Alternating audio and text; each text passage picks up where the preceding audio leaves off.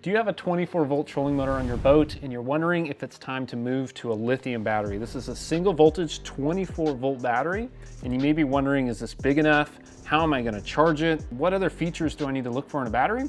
Today we're talking about the Power Queen 50 amp hour 24-volt battery.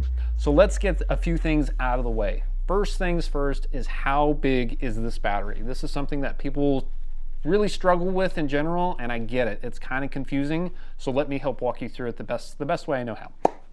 First things first, I think I already said that. Okay, let's start with what maybe you do know.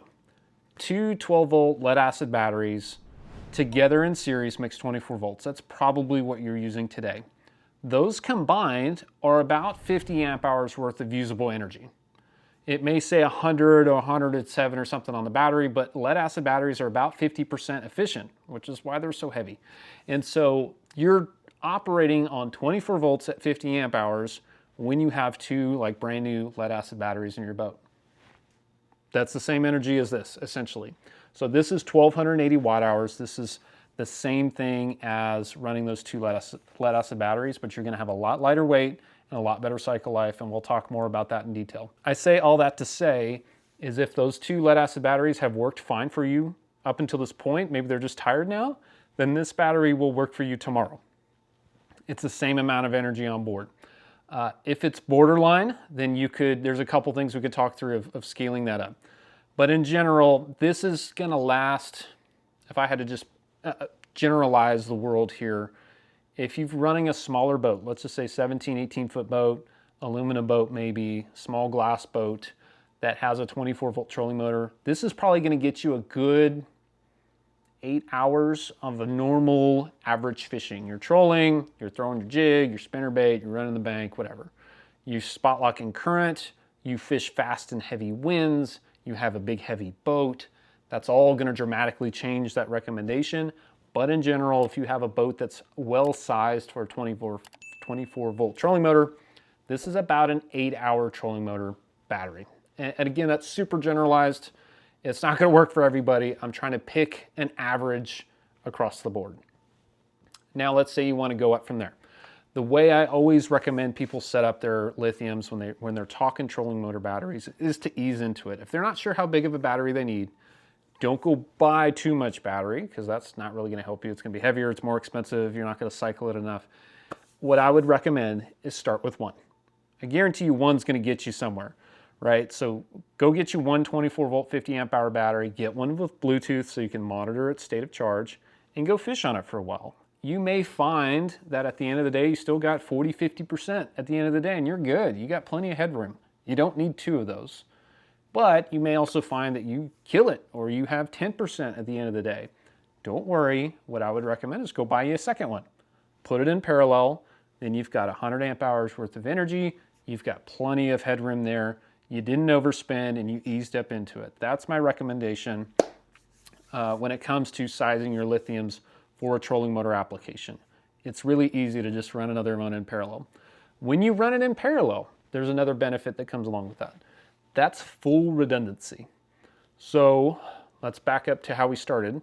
If you have two lead acid batteries in series, if one has an issue, that bank of charger didn't work that day, whatever it is, if one has an issue, you're dead in the water. There's no backup really, unless you're gonna use your cranking battery. Do not recommend that. You're pretty much dead in the water. Now, if you run one of these 24 volt batteries, you have one battery to worry about, one leg of the charger to worry about, one BMS, all the things. I tend to prefer that.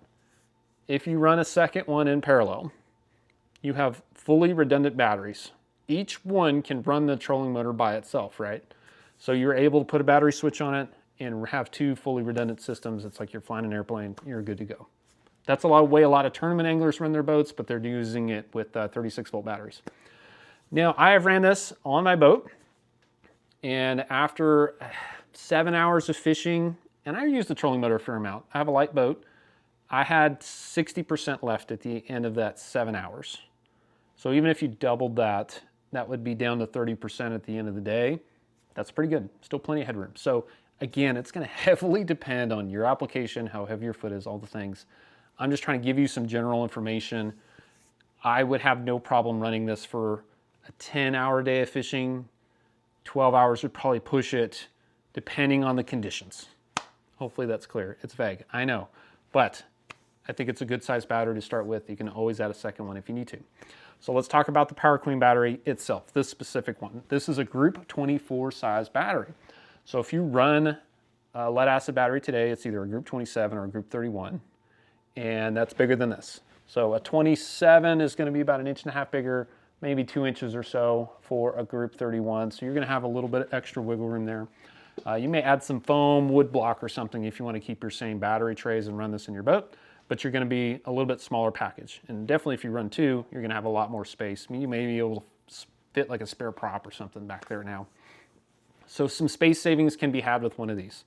It's about 21 pounds.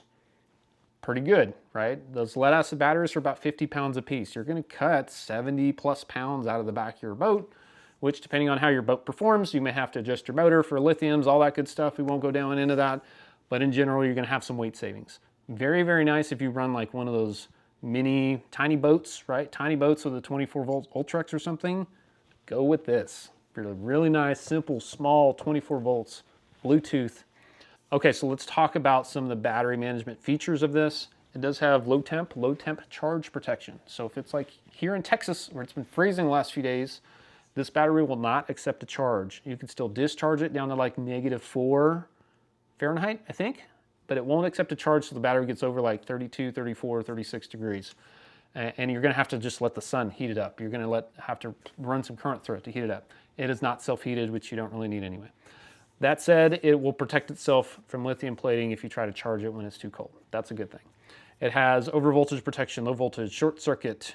This also has Bluetooth connectivity, which is an absolute must-have. Please don't buy any batteries without Bluetooth. I highly, highly recommend it. They're cheap enough now, they're plentiful enough now, the apps are just fine, they're not gonna steal all your information, at least from what I've seen. And you're gonna have good results with it. It's gonna give you your state of charge, which is really, really helpful. You get to know how much battery you have left at the end of the day.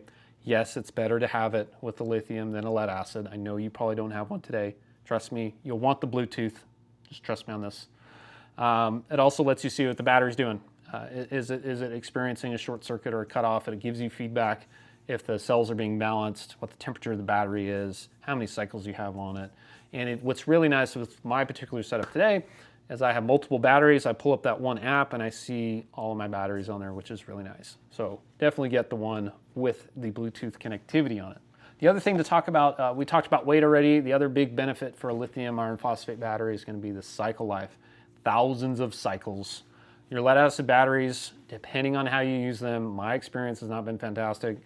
A couple of years worth of fishing on those. Some people claim like 6 to 8 years. And I don't know what holy water they put on those batteries, but that's definitely not been my experience. You're going to get years of life out of a lithium iron phosphate battery. These are things that people like take with them to the other boat. You'll see boats for sale that it's like, hey, included everything but the batteries because they just took them with them, which is crazy.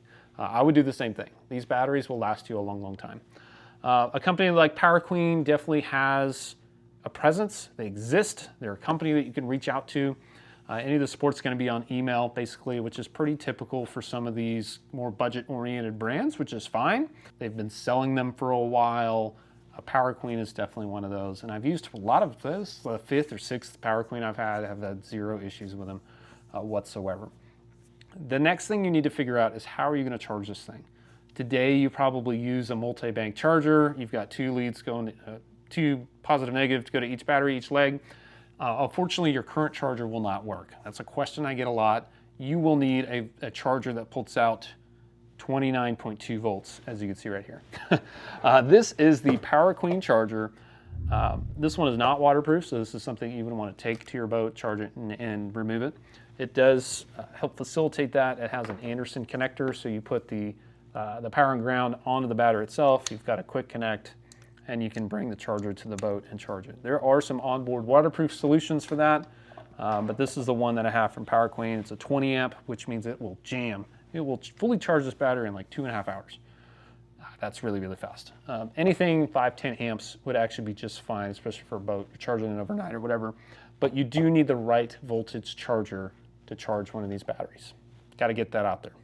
All things said, we did do a capacity test on it, and it tested right at about 53 amp hours. That's more than what you're paying for. You're paying for 50.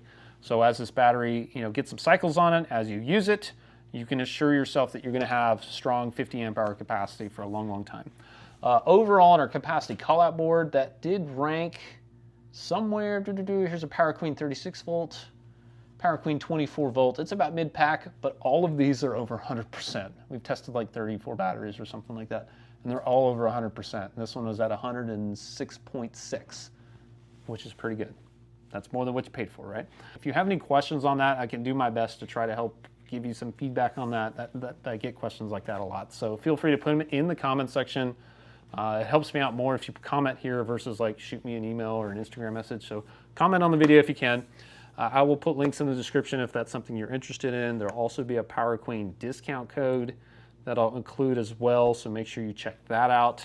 Hopefully you found that helpful. If you did learn something in this video, please like and subscribe to the channel, and we will see you on the next video.